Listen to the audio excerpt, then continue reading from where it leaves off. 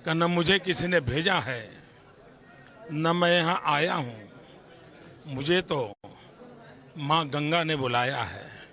नमस्कार, मैं तुषार शर्मा हाजिर हूं आपके सामने तरुण मित्र के शो तुषार के बोल को लेकर। न मुझे किसी ने यहाँ भेजा है, न मैं यहाँ आया हूँ, मुझे तो माँ गंगा ने बुलाया है। जी हाँ, यही कहा था हमारे पीएम मोदी ने 2014 में, जब उन्होंने वाराणसी से लोकसभा चुनाव लड़ने का मन बनाया था। वाराणसी के लोगों ने पीएम मोदी की इस बात को रखा और माँ गंगा ने उन्हें आशीर्वाद भी दिया है। एक बार नहीं, 2 बार दिया है। पर दोस्तों, क्या हमारे पीएम मोदी ने माँ गंगा के आशीर्वाद को निभाया?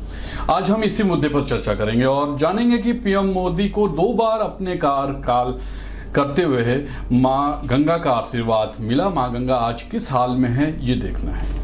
वहीं वाराणसी, जहां के लिए पीएम मोदी कहते थे कि मां गंगा ने उन्हें बुलाया है, आज वही मां गंगा अपने लाल से मुल्क के प्रधानमंत्री से गुहार लगा रही है कि मुझे बचा लो मेरे बेटे।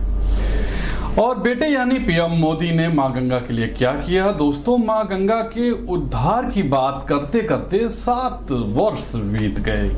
उमा भारती से लेकर नितिन गडकरी तक खुद मोदी जी ने भी गंगा मैया के लिए चिंता जाहिर की। उमा भारती ने तो ये तक कह दिया कि 5 वर्ष में गंगा साफ नहीं हुई तो वो राजनीति छोड़ देंगे। मां गंगा तो साफ नहीं हुई, लेकिन राजनीति में उमा भारती जरूर दर-बदर हो गई। ये था मां गंगा का अभिशाप।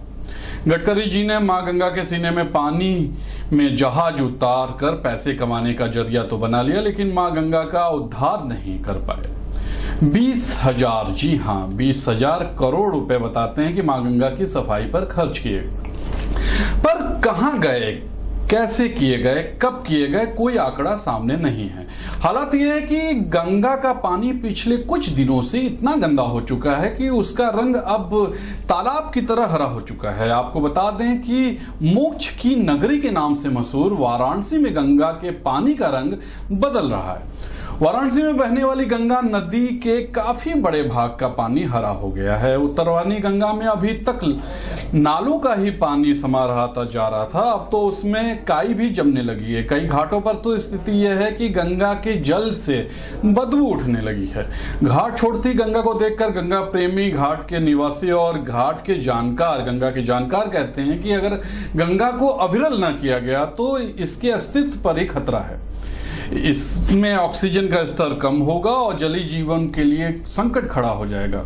गंगा के प्रवाह कम होने के पीछे वाराणसी बनने वाला विश्वनाथ कॉरिडोर के तहत ललिता घाट पर गंगा में बनने वाला निर्माण जो है वो काफी महत्वपूर्ण है, जिसके चलते गंगा का पानी अवरुद्ध हो रहा है। वाराणसी के सभी घाटों का अगर जायजा लें तो गंगा घाट की सीढ़ियों से दूर होती नजर आ रही है गंगा। स्थिति गंगा घाट 80 घाट से दिखनी शुरू हो जाती है, जहां सीढ़ियों से करीब 65 फीट दूरी पर गंगा बह रही है। गंगा घाट पर आने वाले करीब यकीन ही नहीं मान रहे हैं लोग कि कभी यहाँ गंगा भी बहती थी, जहां खाली सीढ़ियां नजर आ रही हैं। आपको बता दें कि गंगा की लहर जिस जगह आती थी वहां सिर्फ सीढ़ियां हैं। वहां मौजूदा हाल यह है कि गंगा दूर हो गई हैं। गंगा की घाट छोड़ने के कारण उसमें लहरें भी बहुत कम हो गई हैं। कई घाटों पर तो स्थिति यह है कि गंगा के जल से बदबू उठने लगी है। ऐसे तो सुप्रीम कोर्ट का आदेश गंगा के आसपास परिधि पर कोई निर्माण नहीं करने का होता है, लेकिन सरकार तो हर नियम से ऊपर होती है। वो चाहे जब चाहे अपनी सुविधा अनुसार कोई भी पुराने नियम को बदल सकती है या उसे ताक पर रख सकती है। जैसा कि वाराणसी विश्वनाथ कॉरिडोर परियोजना के निर्माण को देखने से लग रहा है, जब आपको पता चला कि काशी में गंगा चंद्राकार है, तो अगर आप किसी स्थायी प्लेटफॉर्म का निर्माण इसके अंदर लंबी दूरी तक करेंगे तो इसके बाद जल की धारा में प्रवाह कैसे बना रहेगा? और जहां गंगा की धारा की प्रवाह रुकेगा वहां गंदगी और काई जमेगी।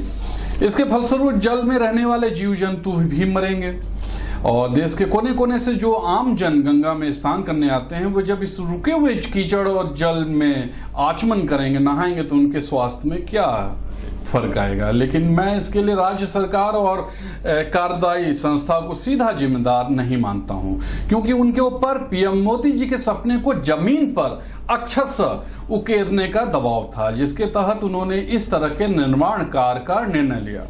लेकिन क्या सुप्रीम कोर्ट या एनजीटी पर भी किसी का दबाव था? क्या इस निर्माण कार्य के लिए हरी झंडी कहीं और से मिली थी? अगर मिली है तो किस आधार पर मिली है? नमस्कार, फिर मिलेंगे दूसरे मुद्दे पे।